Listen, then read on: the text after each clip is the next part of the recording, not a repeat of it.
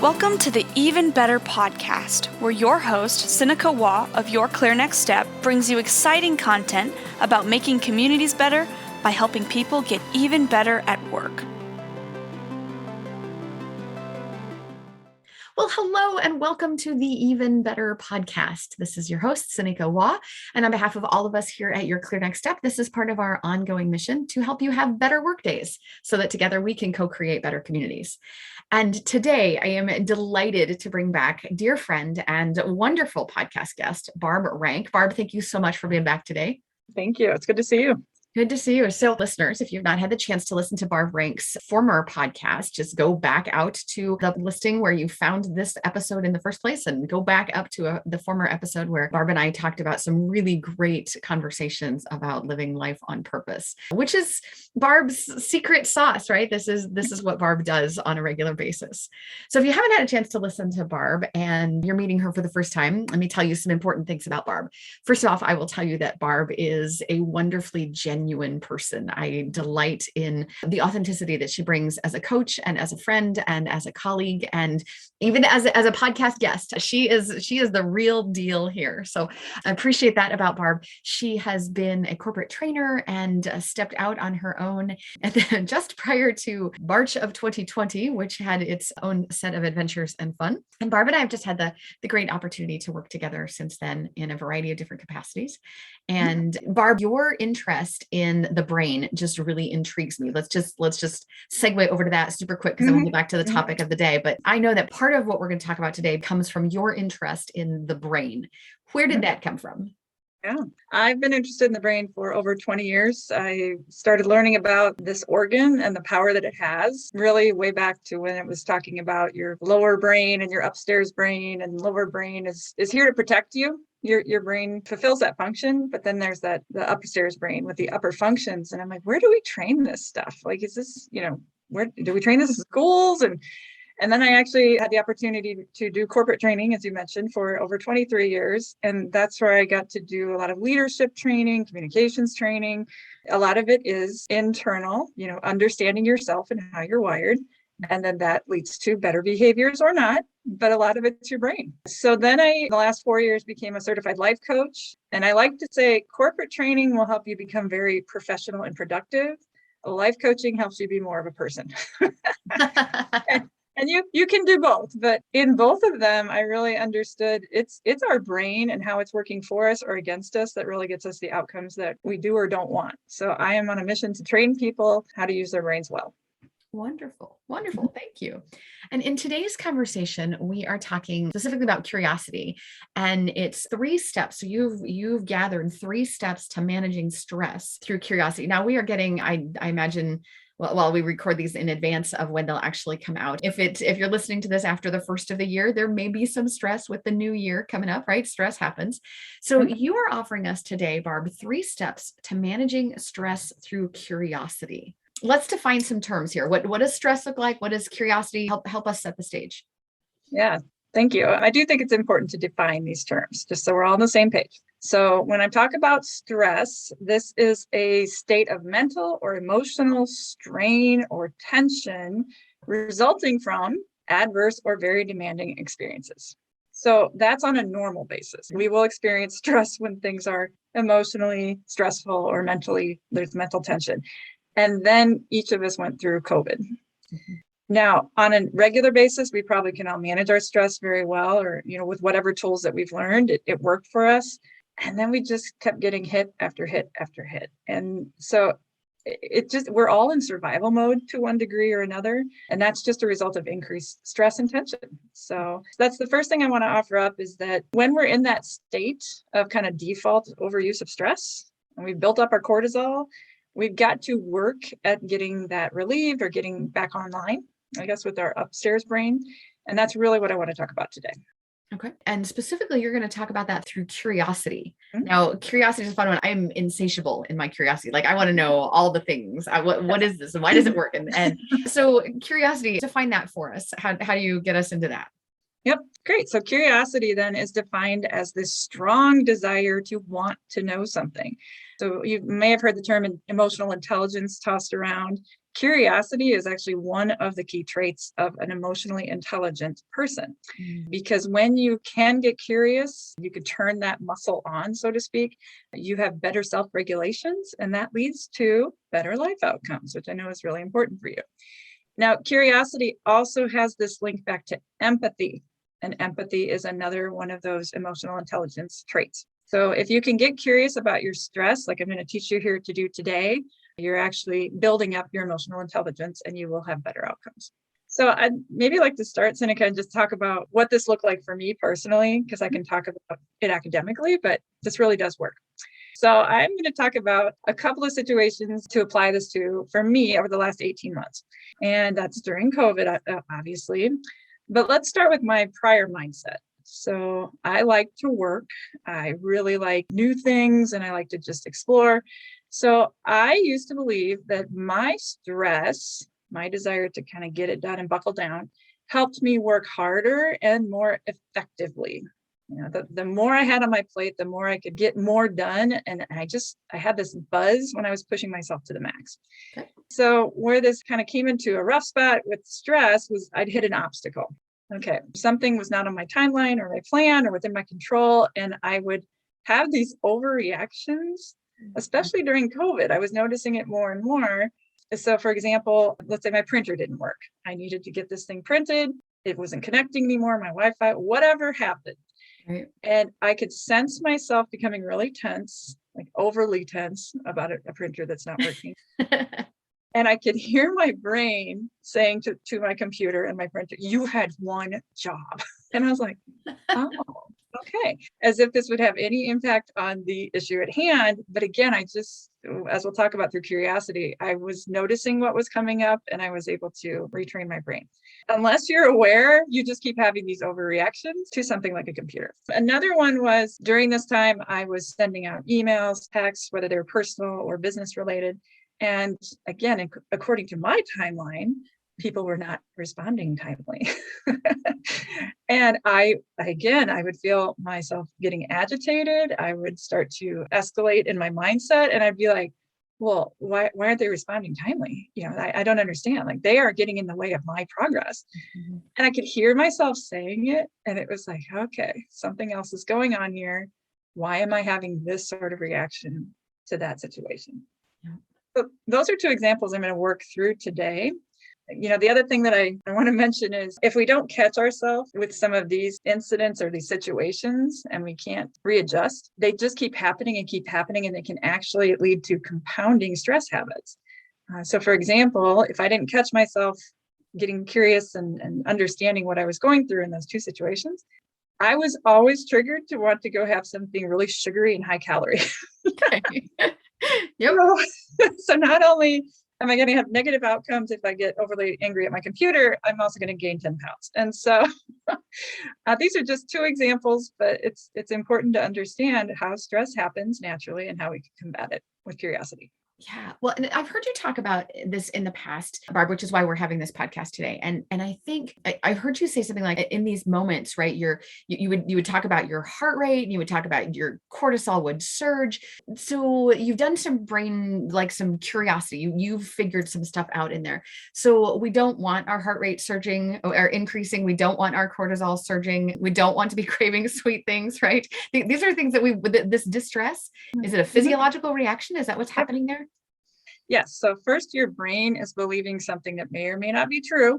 In the past, our brains were wired to protect us from bears, or if there's a rabid dog running down the street at you, like your brain is going to help you in those situations to get you out of the way, get you safe.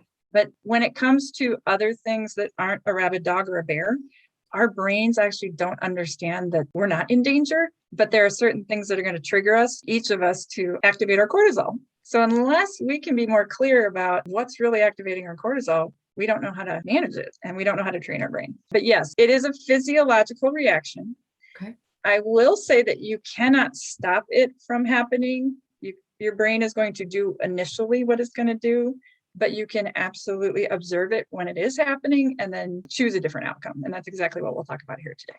So it's like de-escalating. It's like, I'm aware that this is going on. And so there's something that I can do to keep myself from, taking that printer and throwing it out the window, or Man. And I know, what is the joke that all printers are designed with an urgency detector? And so when it's more urgent, then that's when they stop working.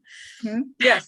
Or if you hit Control P with more aggression, apparently it's going to print next time. But no, that's not true. I remember printing my master's thesis when I was working on that back in grad school. And it was one of those, it was like a cable connected printer. And the message on the screen says printer not found. And I literally picked up my printer and I waved it in front of the laptop and said, it's right here. Yes. Why can't we all just get along? Yeah, we all just get along. Yep. So I totally can relate. Okay. So we're here to talk about 3 steps. So there are 3. I mean, that's not 5, that's not 6, that's not 27. That is 3. Most of us can get our head around 3 steps. So we've got 3 steps to managing stress through curiosity. So what is that first step, Barb? Where do we start? Well, I'm going to first give you all 3, and then I'm going to take you step by step through each one. Okay. So for those that are like, tell me all 3, and then I'll figure out if they work. Okay. So number 1, we're going to identify our natural default stress habit. Okay. So I'm going to give you 3 ways that each of us naturally react to stress and see if you can pinpoint which one is you. Okay. That's important because we all react to things differently, and this will help you understand you, but it will also help you understand other people. And when you see them doing certain things, you're like, oh, they're stressed. Okay. As am I. So first, identify your stress habit. Secondly, underneath that, identify what was the trigger. So your habit is going to be your motivation to want to do something naturally, like I'll talk about. But then what was right below that?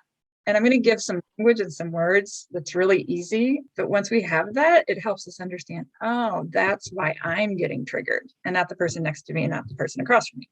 Okay. And then finally, if we can get to step 3, this is what I call ninja curiosity. So this is not for the weak at heart here.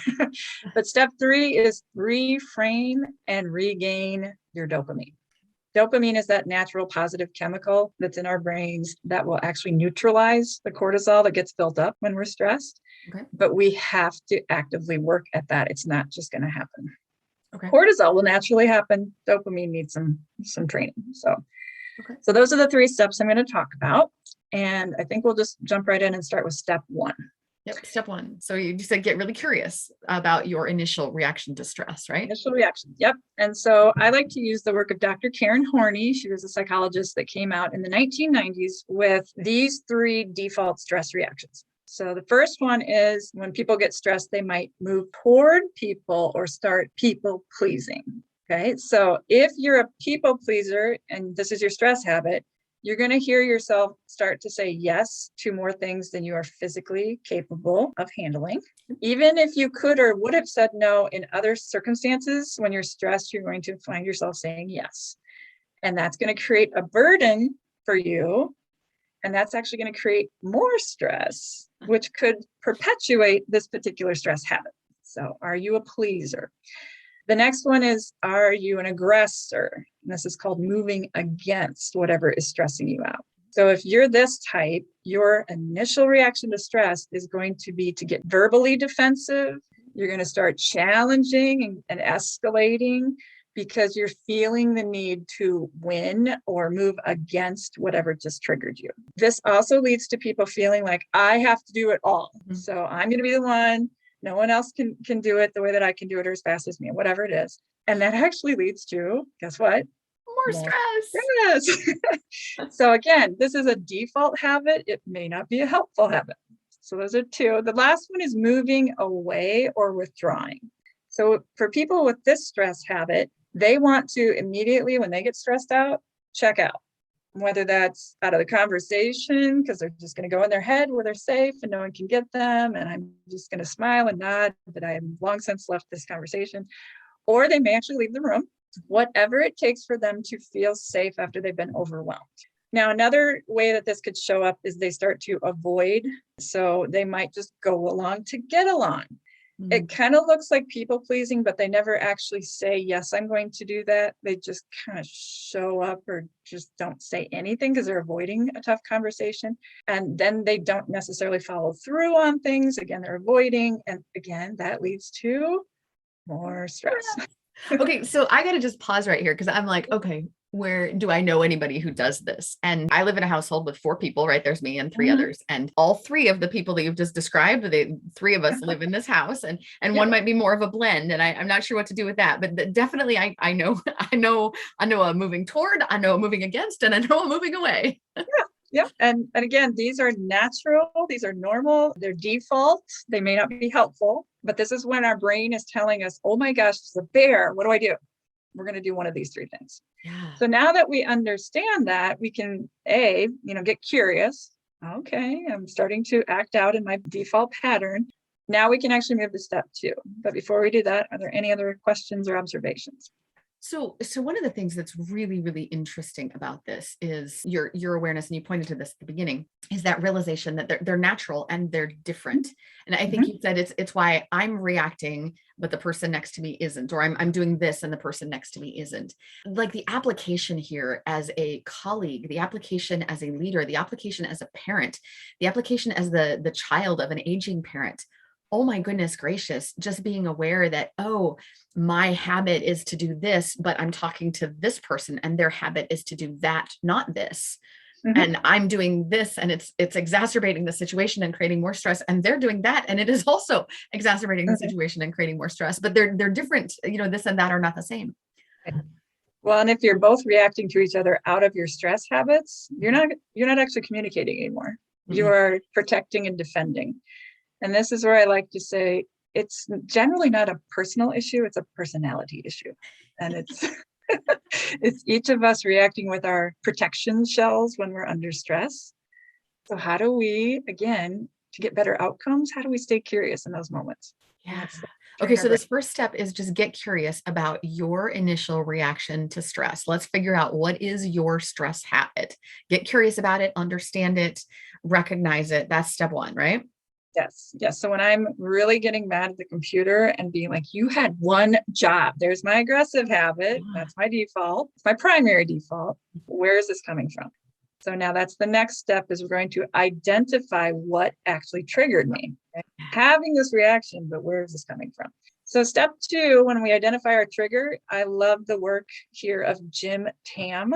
So he's a former judge and the author of Radical Collaboration. He has more than 40 years of experience, not only as a judge, but working with union negotiations, specifically California school systems. So I trust this guy. He's seen it all. He's seen triggers. Yeah. He's seen triggers and the best and the worst of humanity. So he says that each of us as humans is going to be triggered by one of 3 things. Oh my gosh. Okay. And these are all predictable. So he says you're either going to feel incompetent in the moment, you're feeling insignificant, or you're feeling unliked in that very moment. And I was like, okay, let me, how does that work? So let me go back to my examples with the computer thing. I was becoming angry. That's my default stress response. But why? Well, I'm feeling extremely incompetent in that moment. This thing didn't work. I don't know how to fix it. Oh my gosh, this is going to take forever. I'm going to have to do it all myself. You can just hear the pile on because the cortisol is going crazy. So we get hijacked, but it was that feeling of incompetence. Now, the next one, people aren't responding timely to my emails. I'm feeling aggressive, but what's really behind that? Well, if I look at Jim's model, I could be feeling insignificant. I could even be feeling unliked, which sounds really weird, but it's so true. I'm feeling that way. Is that true? No, but that's what's triggering my brain to say, oh my gosh, there's a bear. We've got to defend and protect ourselves. And my normal response is to get aggressive, but none of that's true. And if I act out of those feelings, I'm not going to get the outcomes that I want. Oh my gosh. Okay. So I gotta give her, for instance. So I host a women's coffee. You've been there at least a time or 2. So women's coffee once a month. Months ago, I had already started this and it was getting harder and harder during COVID. And this was one of our first or second or third forays back out into public. And we were outside, right? We were not going to meet inside. So we're keeping our social distance and all that. And there was a morning and we'd seen declining numbers when we started to go in person. And I show up and there's only one other person there. So we'd had as many as 13 or 14 or 15 in the group. And I know there are way more than that on the email, but people who would show up. And she and I already had this agreement that we both knew that, she works for me. She was going to be there because she was helping facilitate, right? So Right. my reaction is I get out of my car, I immediately go into this, well, we've got to solve this. We've got to fix this. We're not having this program anymore. I go this aggression. And so I walk up to her in this outside beautiful morning. I mean, we're having this inspirational coffee and I'm walking up like I'm talking to literally a bear. Like Mhm. I'm about ready to attack something. And right now, this very moment, Barb, you have pointed out to me that I was feeling unliked. Nobody liked me. Nobody Right. liked me. Nobody wanted to come to my coffee anymore. And I was so Exactly. sad and unloved, which is not true. All of these people like me. It was not their availability or attendance that day was not really an indication of my likability. No, but you are now recognizing this. And let's go all the way back to where these come from. I mean, yeah, they come from childhood, right? If we didn't feel liked or significant in elementary school, we felt bad. But this is the beautiful part about the work of these two. You don't have to go back and dig up your entire childhood experiences and figure out what went wrong. And oh my God, it's just, these are natural, normal human responses. And so if we can get vulnerable enough to admit, I project success by how many people showed up. And if not enough people showed up in my mind, I am unlikable, I am insignificant, and now I'm stressed out and I might get aggressive. I'm the same way. Shoot, this is not healthy. But it's okay, right? And this is the hard part for me too, is I always want to be better. So for me, I could judge myself for how I'm getting stressed. And again, it just adds more stress. I'm supposed to be competent at this.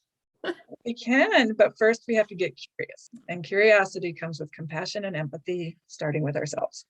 I love it. Mhm. I love it. Love it. Oh my gosh. Okay. So other examples, other things that we can relate to. I'm sure each one of us is now thinking of samples of being Mhm. incompetent or insignificant. I'm thinking of a time where I felt like I was ill prepared for a conversation, and I was being really, really combative. Apparently that aggressive thing that is all me, man. And I was feeling incompetent. Like I looked like I didn't know what I was doing, and that I can absolutely I know that I have articulated to people in the past that a trigger for me is when I feel like I look like an idiot. That ties right there. So I wasn't just making that up. Yeah, he has a whole video, show notes if you want to look at it. It's so intriguing. Well, the other thing too is you mentioned this, what you are going to get triggered by and respond to is going to be completely different. It might look similar, but it's going to be different for you because you're the only one having your experiences. And so for me, again, this goes back to let's not focus on the behavior so much. Let's look at the person and what they may be believing that may not be true, because your brain is trying to protect you, but it's coming from cortisol. And we don't often make a lot of positive, long-term, sustainable decisions under cortisol. Under cortisol, we say, I don't care if I want to get healthy. I'm going to eat this cheesecake right now. I don't care if this is going to result in a broken relationship. I'm going to get angry and say whatever I want to say right now. Yeah. And as adults, we get to do whatever we want to do. However, actions have consequences, natural consequences. So our cortisol doesn't quite understand that, whereas our upper brain, our dopamine brain does. Okay. How do we get that dopamine brain back online? Nice. All right, let's get to that third one. All right, so we've talked a lot about cortisol and dopamine. Cortisol under large amounts is what causes us to stay in survival brain, negative outcomes. It just builds up and it's really not helpful. So dopamine then is a natural chemical produced by the brain. It's a positive neutralizer to cortisol, but it has to be done with intention, right? It's just not going to naturally happen without work. It's no different than when we go to the gym. We want to get our muscles toned, or we want to, lose some weight or whatever it is. Mm-hmm. You've got to do the work. And it's a little bit consistently over time that will get you to your bigger outcomes. Okay. So I want to just say, when you get to step 3, you're probably going to need some help, some support, some accountability, because your brain's going to fight you and be like, no, let's go back to the easy thing. Let's just react. Eat that donut. yeah, eat that donut, or just yell at your computer and throw it across the room. All right. So first and foremost, let's go back to get good at steps 1 and 2 first. Okay. Pick up your 5-pound barbells before we do the 25-pounders. Okay, that's fair. Okay, all right. So recognize I'm getting mad at my printer. Whoops, okay, that's a stress result. I'm feeling incompetent. Yep, because I don't know what to do here. I wish I could call IT, but I now work for myself. So I'm gonna have to figure this out, but I can get some help. All right, so step 3 is reframe and regain dopamine. What this will look like is checking in with yourself and asking your brain questions like, what will my default reaction achieve? If I get stressed out and I decide to slam my hands on the computer or hit Control P to the point where the key pops off, just because that feels good in the moment because of my aggressive style, what will that achieve? Literally nothing productive. It'll probably result in me having to go back and pay for some more things. Is that helpful? Well, no, it's not. And I'm still having some cortisol here. So my brain's trying to fight me. Next, I admit I'm feeling incompetent when it comes to fixing the printer. Like it's one of those three things. Let's just admit it so we can start from reality. I'm feeling incompetent. So what will I learn from this that I can use next time? Getting back into you're starting to climb the ladder to your upstairs brain by saying, this isn't the end, this is an opportunity.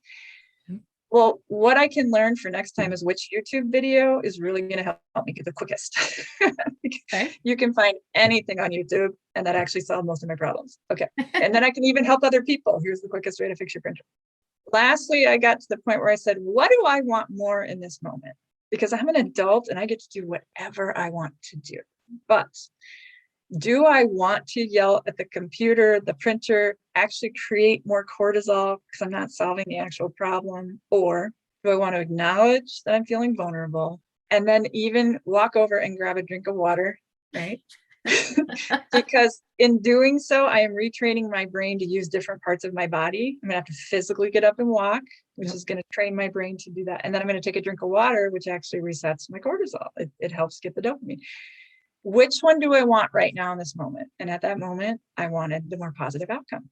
Right. But you can see where this is, you're going to have to train your brain to get here because this doesn't come naturally. No, because what I want to do is I want to yell or throw something or curl up into a little ball or, whatever that defense mechanism is, or get that person to like me or, whatever. Yes. Whatever my instinct is. Yep. The other thing that each of us do to some degree is we can blame, it's their fault. It's the printer's fault. Anytime you're projecting blame, again, it's a stress reaction. Okay. It's just something to notice. It feels good in the moment, but it doesn't actually solve the problem. Yeah, so that is one of those things that I know for sure I practice and live out on a very regular basis because I use, ironically, it's a phrase I use all the time. Well, as long as we know who to blame, and I'll toss that out as because blame it's not productive. It doesn't get us anywhere. But I hadn't realized that connection that you're making right here. That's really quite lovely. Mm-hmm. And again, you're naturally going to go there. Yep. Don't judge yourself for going there. But if you can then catch yourself, this is now curiosity, empathy, you're reducing your stress. Yeah. Okay? So then I think about what has it cost you if you find yourself in high levels of stress over long periods of time? What is this costing you? Well, for many of us, they're going to say health, right? I picked up bad habits, or I just feel lethargic or apathetic, or I don't even want to go to the gym anymore, or whatever it is. Yep. But that's your cortisol on overdrive, and we can work on that. Joy, perspective. When you're in true stress overload, you can only see either this thing works out or else it's hopeless. There's like only two solutions, and that just feels heavy. And that's not true. Yeah. But your brain is so overloaded with cortisol, you lose your perspective. Sure. So how do we neutralize that to get you back online? Energy. Mm-hmm. I go back to my first example. I used to think this ability to manage large amounts of stress was like, that was so helpful to make me productive. What I didn't realize was it was unsustainable over the long term because it's just a buildup of cortisol. I didn't see it because I liked kind of that restless energy, but over time it became more and more heavy, more and more burdensome. And I watched it deplete, but I didn't necessarily know how to change it until I learned all these things through life coaching. So yeah, this is where I want to give back. And I want to go back to step 3. If you're ready to tackle the ninja curiosity training and manage your stress better, it's going to help to have someone there with you, just like a personal trainer at the gym. Judgment-free, they can stay curious as you stay curious. You get your brain into healthier habits, and then you just move on your way. So. Yeah. Well, and thinking about this, you mentioned health, you mentioned joy, you mentioned perspective, you mentioned energy. I wonder if that hanging out in cortisol and some of our reactions to that, does that cost us our relationships and closeness? And that shoot, we can have better interactions with, again, our family members, our colleagues, the people that we are leading. We can make those relationships better. We can co-contribute to a better work day and a better, community, whatever that community is that we find ourselves, if we can do this work. But this is, Barb, this is work. What if we don't all feel like we're at this point? Like, what if you look at this and like, yeah, I know my mom said YCYOA. She did. For years, my mom said YCYOA. It stands for you choose your own attitude. And I know she believed this, and I know she taught us this, and I know you choose your own attitude. And I know for sure that I looked at her as a 16-year-old. I crossed my arms and said, I know. And today I choose crappy. Right? I know. Okay. But what if you're like, okay, I don't know how to start. The ninja stuff seems really scary. It seems really hard. Yep. Well, that's why I say don't start on step 3. So I would go back to step 1. Just observe yourself. Do you first and foremost recognize when you are getting stressed and which of those 3 behaviors you default to? Are you moving away from something and avoiding it? Are you moving toward it and getting defensive or aggressive? Or are you moving into it, but in a form of people pleasing and saying yes to things, or overextending yourself where you're going to actually cause more stress? Start there. And mine was pretty easy. I'm an aggressive type, so that, but I didn't necessarily associate that with stress right away, but I could definitely tell that was my type. If you can get there, then move on to the next one. Okay, as you find yourself doing that, which of those other 3 things are at play? Are you feeling unlikable? Because that's going to, if you're stressed, your cortisol is going to say, then get other people to like you. If you're feeling incompetent, it's going to be hurry up and read more books or listen to more podcasts or do more work that makes you look smarter and more productive. Yep. And those things, when you're in a healthy state, actually help you. It helps you to add more value. It helps you when you help other people. This is when you're stressed out and you're taking on burdens that weren't yours to take on. Yeah. So I would just start there. Once you get to the point where you can acknowledge and be aware of those, then you can move to step 3, or we can just sit in those for a while. And to your point, the more you're aware of this, the more you can choose better relationships, better communication, just choosing to say, I don't know what else to do, but I know I don't want to do what I normally do. Yep. I at least now know why it's happening. And I'm just going to sit here for a minute. I love it. And so this ties back in. I mean, these are really, they're ideas, but you're really tapping into this curiosity concept. Like, let's get curious. And we have to be curious to do any of these, right? We have to be curious about what is our initial reaction? What are our habits? That's first step. We have to be curious about our triggers. What was it that triggered us in this situation? Was it something else in a different situation? Is it a combination of situation and people and weather and noise? I mean, what is it that's triggering us, right? But you got to apply some curiosity to that. And then in step 3, as that heavy lifting of reframing and regaining that you talk about, to me, it sounds a little bit like curiosity, as in, how much better could it be?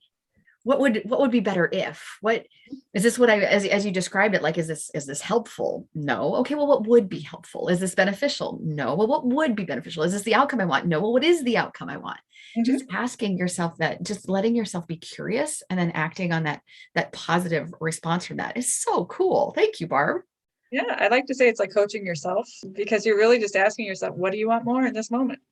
Yeah. And you get the power to choose, but you will also get to choose the outcomes, positive or negative. So how do we train ourselves to do that without having to look to our circumstances or situation or others? It just takes some work, and it's worth it.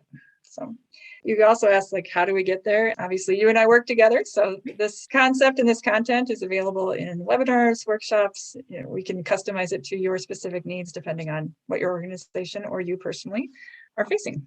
Absolutely. And Barb, I know that anyone who's listening to this right now can reach out to you through your Clear Next Step. We are your smiling face is right there on our website, and there's a link to contact you. So I know that's one way. Are there other ways that people can reach out to you, Barb? I would just start there. That's probably the best way. And then just an initial conversation is always complimentary, just to talk through what you're facing and what you think, how you think this could help. You bet. What if you know somebody who could really use a conversation with you? Oh, that's a hard one. So you can do one of 2 things. You could refer them on or have them listen to this podcast, and just really with the goal of saying, I want to help. if I'm noticing that you're stressed out and I just want to help, then this could be one way just to say, could this help? The second thing I always say, though, work on yourself first. Lovely. That is the only thing that's in your control. And as you start to change your own habits, other people have to change around you. And so you can be a huge positive force for the world. But it starts with you recognizing your own habits and where you're not getting the outcomes that you want. Yep. Beautiful. Love it. Perfect answer to that, Barb. Thank you. Okay. So this would not be the Even Better podcast if I did not wrap up with this question. So we've been talking with you, Barb Ranck. We've been talking about 3 steps to apply curiosity to help essentially, I mean, you're talking about overcoming stress, and this is just so wonderful. What's making you even better these days? I'm going to get really personal. I took a look back in August of like, what is one thing that's kind of big in my life right now that I'd like to make smaller so that I can have less stress around it. Yeah. So I actually am now on day 75 of being alcohol free. Oh, congratulations. Yeah. And it was just one of those things where it was a habit. It was it helpful? What was it doing? And I just decided, if I'm going to go healthy, I'm already eating right. I'm already exercising. That for me was the next step to just say, let's take this off the table for a while and see what happens. So that has been the result of increased confidence. I'm down 15 pounds. I'm less stressed just because of many things that I could talk about. And here's the thing, I'm an adult. I could choose to have it anytime I want to. I just choose not to because right now my health is more important. That's lovely. That's lovely. So good for your health, good for your stress, probably good. I mean, like, shoot, if you don't have that alcohol bill, dinner is cheaper. Yeah, for sure. You want to get up in the morning and go for a jog, even when it's 30 degrees. And I'm drinking a ton more water, Sinikka. There's an inside joke there between us, but yes, it's always about more water. Yeah, it's one of those things that, again, if that was causing more stress, even if I wasn't consciously aware, I've removed that obstacle because I want to live my best life. So, yeah. Lovely. Well, thank you, Barb. Thank you so much for making time for us today and for sharing these insights. It's just what a joy to spend time with you. Thank you. Yeah. Thank you for the opportunity. You bet. For those of you who are listening and just joining on, I hope that you have really gotten a ton out of this. I know I did. If you were doing something else while you were listening, go back and rewind and play it again. And because there's so many wonderful insights here. So thank you, Barb, for this. And on behalf of all of us here at Your Clear Next Step, to everyone who's listening, we hope the rest of your day is even better.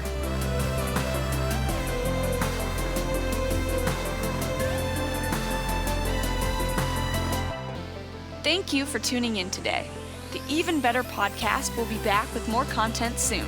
But in the meantime, subscribe to our podcast or check out our website at yourclearnextstep.com for more information. See you next episode.